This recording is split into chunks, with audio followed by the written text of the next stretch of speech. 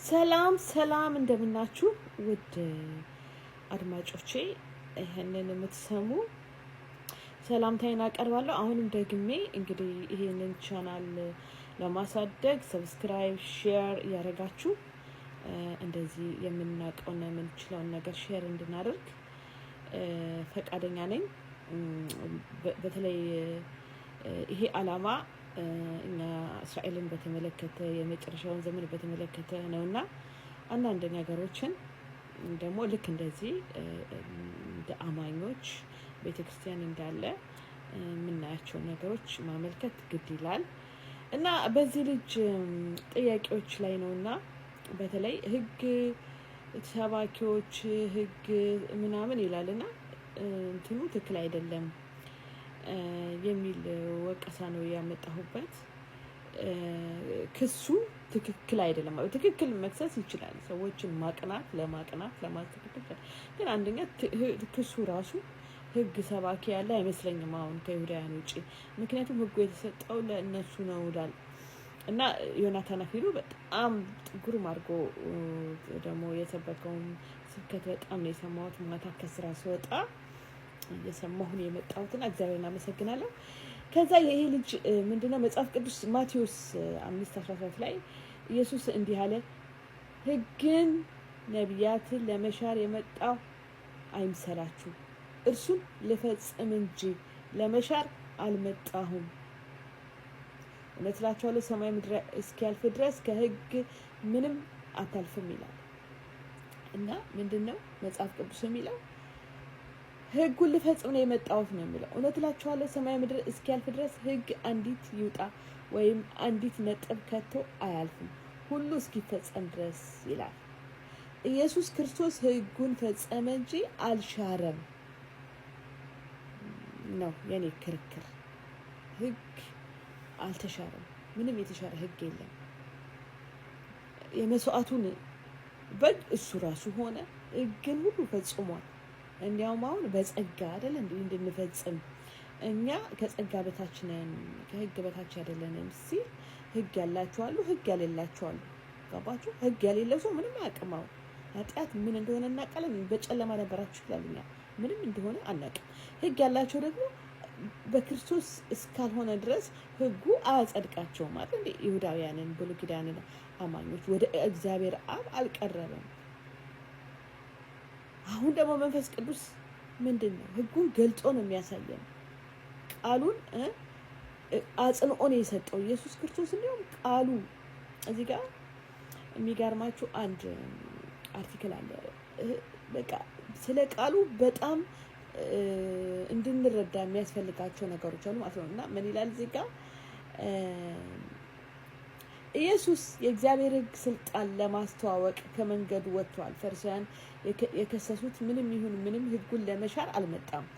እንዲያውም ኢየሱስ ህጉን በትክክል ለሚያስተምሩ ህግ አክብሮ ለሚያከብሩ ሰዎች በማመስገኑ ህጉን በመቀጠል እንዲህ ይላል፣ እንግዲህ ከእነዚህ ታናናሾች ትእዛዝ አንዲቱን የሚሽር ሌሎቹንም እንዲሁ የሚያስተምር ማንም ሰው በመንግስተ ሰማያት ከሁሉ ታናሽ ነው ይላል እና መንፈስ ቅዱስ ያለው ሰው አይደል እንዴ ለመታዘዝ ብቁ ነው የሚሆነው ማለት ነው። መንፈስ ቅዱስ ይወቅሳል፣ ሰዎችን ይወቅሳል። አሁን ሰዎችን ወደ ንስሐ እንዲመጡ ይወቅሳል።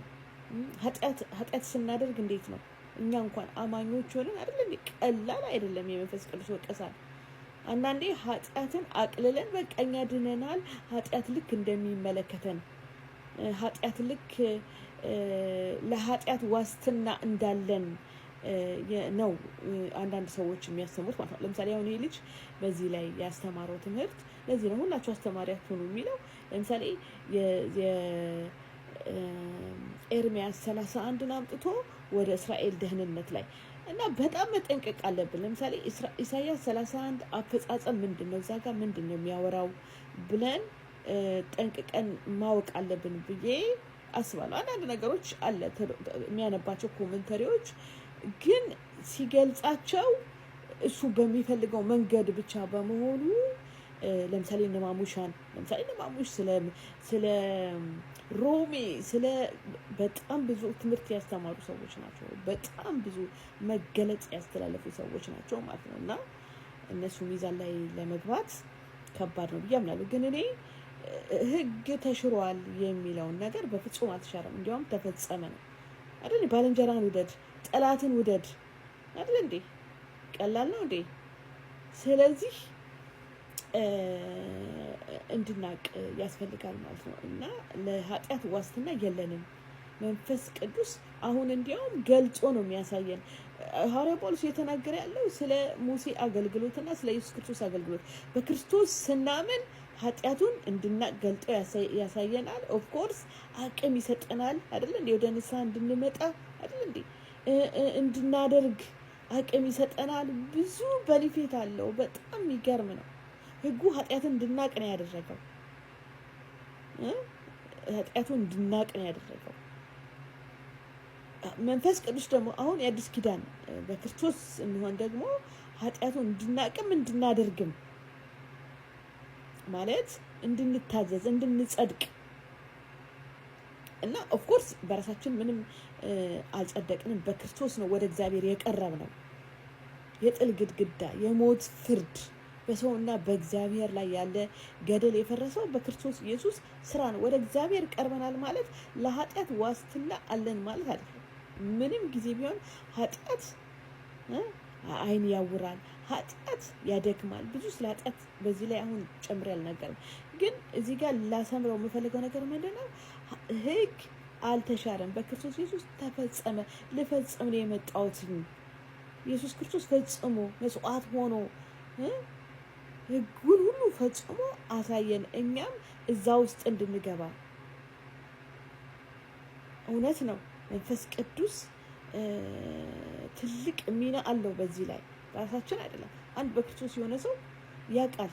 እውነትን ታውቃላችሁ ነው ያለው አይደል? ያውቃል። ምክንያቱም መንፈስ ስላለ መንፈስ ቅዱስ ስለሚመራን ማለት ነው። እና መጽሐፍ ቅዱስ ላይ ልክ መንፈስ ቅዱስ የተሞሉ ሰዎች ወየው ነው የሚሉት ስለ ኃጢአት እንጂ ምንም ችግር የለም መንፈስ ቅዱስ ስላለኝ በቃ ለኃጢአት ዋስትና አለኝ አይደለም። ሁሌ ኃጢአት ያስጨንቃል። ትዝ ይላችሁ እንደሆነ ኢሳያስን ይዩት፣ ማን ነው ዮሴፍን ይዩት። መንፈስ ቅዱስ በብሉይ ኪዳን እንኳን የተቀበለው ያላችሁ ሰዎች ወየው ጠፍቻለሁ፣ በቃ ራሳቸውን ነው የሚጠሉት። አሁንም እኛ መንፈስ ቅዱስ ሁሌ በቃ ወደ እግዚአብሔር እንድንቀርብ እች ዓለምን እንድንጠላ ሁሌ በቃ ነው የሚያደርገን። ደስታችን የሚፈጸመው ደግሞ አይደለም ህብረት ከእግዚአብሔር ጋር የምናደርገው በመታዘዛችን ኢየሱስ ክርስቶስን በመምሰላችን ነው። አንዳንዴ ከባድ ነው ይሄ ተፈጥሯዊ ህይወት፣ አዳማዊ ተፈጥሮ ስላለን ከባድ ነው ይቅር ለማለት። ሌላም ብዙ ስብሆት አለ፣ የኃጢአት ስብሆት አለ በዚህ ምድር ላይ። ግን መንፈስ ቅዱስ እስቲል ይወቅሰናል፣ እስቲል ያስተምረናል፣ እስቲል ይመክረናል፣ እስቲል ቃሉን ይገልጽልናል። በጸለይን ቁጥር እንድናቅና እንድናይ ነው። ስለዚህ ስለ ጽድቅ መሰበክ አለበት የሚል ግፊት ለማምጣት ነው። ምክንያቱም ሰዎች በዛ ነው የሚያዩት፣ በዛ ነው የሚረዱት።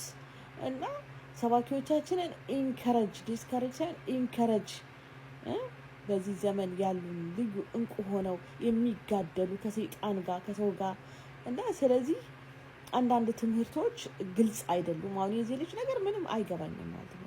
በእውነት ከሆነ እኔ አንዳንድ ነገሮቹ ኮመንተሪዎች ያያል። እኔ የማያቸው ኮመንተሪዎች አንድ አይነት አስተሳሰብ ነው የሚሰጡት። ለምሳሌ የዕብራዊ ላይ ምናምን ግን ሲያብራራው ወደ ራሱ ሀሳብ ያመጣዋል፣ ያኔ ይፋለስበታል ማለት ነው። እና ስለዚህ አንዱን ጥቅስ ለዚህ ነው ስናስተምር ሆነ እኔ እንኳን አስተማሪም ሰባኪም አይደለሁም፣ ግን ሀሳብ ነው የሚሰጠው ነኝ ማለት ነው። አይመለከተኝም። ላስተምር ብዬ ልስበክ ብዬ አልጨነቅም፣